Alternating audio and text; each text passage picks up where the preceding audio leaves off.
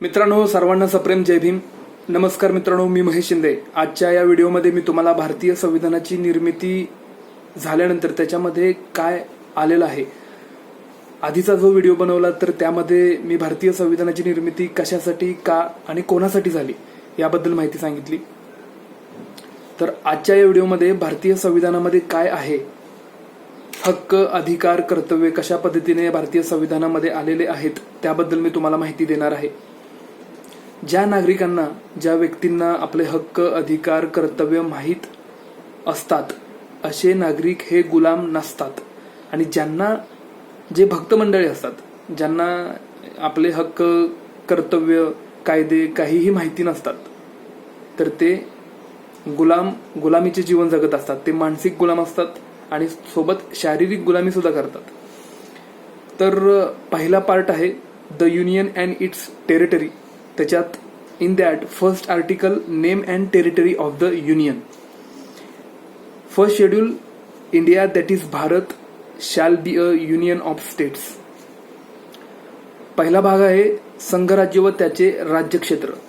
आणि त्याच्यामध्ये पहिला आर्टिकल संघराज्याचे नाव व राज्यक्षेत्र, त्याची पहिली सूची, त्या अनुसूचीमध्ये आलेला आहे की इंडिया अर्थात भारत हा राज्यांचा संघ असेल. आपल्या देशाचं नाव इंडिया किंवा भारत असेल आणि तो मिळून, सर्व राज्यांचा मिळून एक संघ असेल, कलेक्शन ऑफ स्टेट्स, आणि त्याचं नाव भारत किंवा इंडिया असेल. आता इंडिया आणि भारत हे दोनच नावं फक्त आपल्या भारतीय संविधानामध्ये आहेत. आणि आपलं हे जे संविधान आहे हे कुठल्याही विशिष्ट जातीसाठी किंवा धर्मासाठी किंवा एका विशिष्ट कुळासाठी बनवलेलं गेलेलं नाही, तर सर्व जाती धर्मातील लोकांचा विचार करून हे संविधान बनवलं गेलेलं आहे. प्रत्येक जातीतील, प्रत्येक धर्मातील व्यक्ती या संविधानाने विधिलिखित झालेली आहे आणि त्याच्यामध्ये, त्या कायद्यामध्ये ती बसलेली आहे. तर आपल्या देशाची दोन नावं असतील, इंडिया आणि भारत. त्याच्या व्यतिरिक्त दुसरं कोणतंही नाव नाही. आणि एखादा व्यक्ती जर त्याला हिंदुस्तान म्हणत असेल किंवा एखादं वेगळं नाव म्हणत असेल तर तो काय करतो, तर तो एक प्रकारे देशद्रोह करत असतो. तो आपल्या आर्टिकल नंबर 1 तो व्हायोलेट करत असतो, तर तो नियम हा भंग करत असतो. तर असा व्यक्ती हा prevention of insults to national honour act 1971 नुसार he shall be punished with imprisonment and fine or both of them. म्हणजे असा व्यक्ती, जर त्या व्यक्तीनं जर हिंदुस्तान असा शब्द वापरला किंवा इंडिया किंवा भारताव्यतिरिक्त दुसरा शब्द वापरला तर हा भारतीय संविधानाचा अपमान आहे. आणि जे लोक भारतीय संविधानाचा अपमान करतात ते लोक 3 वर्षाची त्यांना जेल होऊ शकते, सोबत त्यांना फाईन होऊ शकतो. आणि the prevention of insults to national honour act 1971 नुसार सेक्शन 2 मध्ये अशा प्रकारचा दंड आहे. अशा प्रकारची व्यक्ती 3 वर्षाची तिला जेल होऊ शकते आणि सोबत तिला दंड होऊ शकतो. मग तो कोणी असू दे. आत्ताच्या ह्या जीवनामध्ये सध्या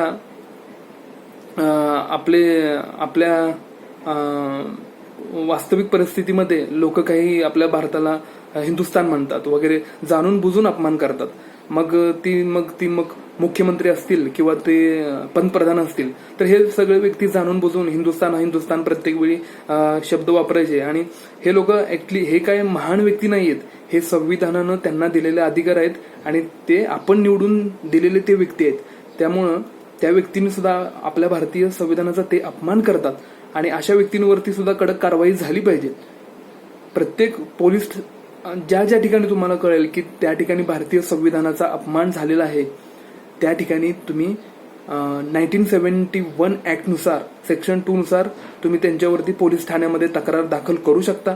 तिथं नाही तुम्हाला न्याय मिळाला तर तुम्ही कोर्टात जा, कोर्टात नाही मिळाला तर सुप्रीम कोर्टात जा. आणि ज्या ठिकाणी निष्पक्ष न्याय मिळणार नाही तर त्या ठिकाणी सुद्धा, त्याच्यावरती सुद्धा तुम्ही न्यायालयात जाऊन त्यांच्यावरती सुद्धा तक्रार दाखल करा. असं एक ठिकाण असेल त्या ठिकाणी तुम्हाला निष्पक्ष न्याय मिळेल. आणि हे सर्व लोकांना समजलं पाहिजे. आपल्या भारत देशाचे फक्त 2 नाव आहेत, आर्टिकल 1 नुसार इंडिया दॅट इज भारत. आता ते अनुसूची 2 मध्ये आलेलं आहे की राज्य व त्यांची राज्यक्षेत्रे पहिल्या अनुसूचित विनिर्दिष्ट केल्याप्रमाणे असतील. सेकंड जो फर्स्ट आर्टिकल आहे, in that second schedule the state and the territories thereof shall be as specified in the first schedule. म्हणजे भारत एक संघ आहे, बरोबर, राज्यांचा संघ आहे. त्या राज्याच्या संघामध्ये त्या संघामध्ये वेगवेगळी राज्य असतील, वेगवेगळी राज्य, वेगवेगळी स्टेट्स असतील आणि त्यांचे टेरिटरीज असतील, म्हणजे त्यांची राज्यक्षेत्र असतील. ज्याप्रमाणे भारत हा राज्यांचा संघ असेल त्याप्रमाणे राज्य ही राज्यक्षेत्रे यांचा संघ असतील, बरोबर. या सर्वांचं मिळून आपलं एक भारत संघ बनणार आहे, आपला भारत देश बनणार आहे, राज्यांचा मिळून. त्याच्यानंतर तिसरं शेड्यूल आहे की the territory of India shall comprise A the territories of the states, be the union territories specified in the first schedule, and C such other territories as may be acquired. तिसरं जे schedule आहे, भारताचे राज्यक्षेत्र कसं असेल तर त्यात राज्यांची राज्यक्षेत्र असणार. मग आणि पहिल्या अनुसूचीमध्ये विनिर्दिष्ट केल्याप्रमाणे ती संघ राज्य क्षेत्रे असतील आणि संपादित केली जातील अशी अन्य राज्यक्षेत्रे मिळून भारताचं एक संघ बनेल, एक देश बनेल. पहिलं आर्टिकल हे समजलं की त्याच्यामध्ये काय आहे, तर पहिल्या आर्टिकलमध्ये इंडिया दॅट इज भारत हे आपल्या देशाचं नाव असेल. त्याच्यानंतर भारत देश हा group of collection of states असेल, म्हणजे राज्यांचा मिळून सर्व राज्यांचा मिळून एक संघ असेल. आणि त्याच्यानंतर त्या राज्यांमध्ये सुद्धा राज्य आणि राज्यक्षेत्र असतील. ती सुद्धा पहिली जी अनुसूची आहे त्याप्रमाणेच, आपल्या देशाची जी पहिली अनुसूची आहे त्याप्रमाणेच ते राज्य आणि राज्यक्षेत्र असतील. या सर्वांचं मिळून भारतीय राज्यक्षेत्र बनेल. हे झालं पहिलं आर्टिकल. आणि जो व्यक्ती पहिला आर्टिकल व्हायोलेट्स करेल, भंग करेल तो कायदा, तर त्याला 3 वर्षाची जेल आणि त्याला सोबत दंड सुद्धा होऊ शकतो. आणि हा तो ऍक्ट आहे prevention of insults to national honour act 1971. He shall be punished with imprisonment and up to 3 years and fine or both. त्याच्यानंतर दुसरं आर्टिकल आहे, second article, admission or establishment of new states. दुसरं article जे आहे भारतीय संविधानाचं, ते काय आहे की नवीन राज्य तुम्ही स्थापन करू शकता किंवा दाखल करून घेऊ शकता. संसदेला कायदा आहे की नवीन एखादं राज्य बनवण्याचं किंवा दाखल करून घ्यायचा कायदा हा संसदेला आहे. पार्लिमेंट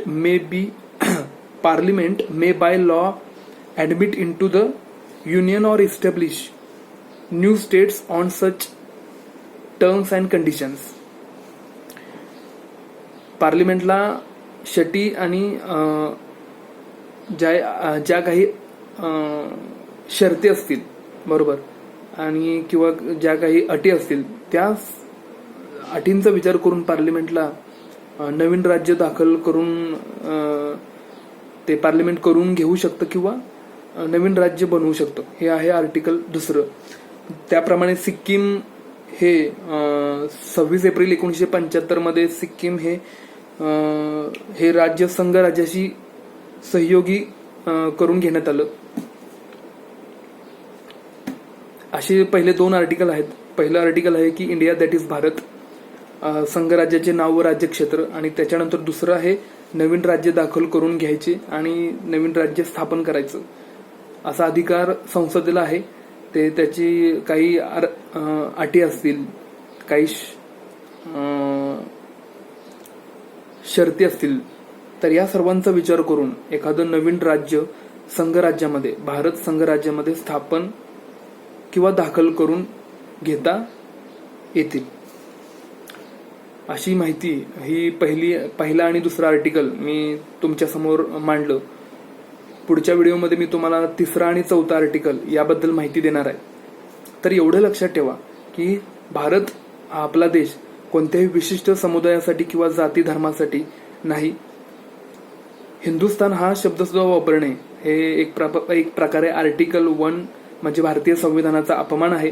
जे लोक अशा ठिकाणी ज्या पब्लिक प्लेसमध्ये जाणून बुजून असा शब्द वापरतील त्यांच्यावरती 3 वर्षाचा ते लोक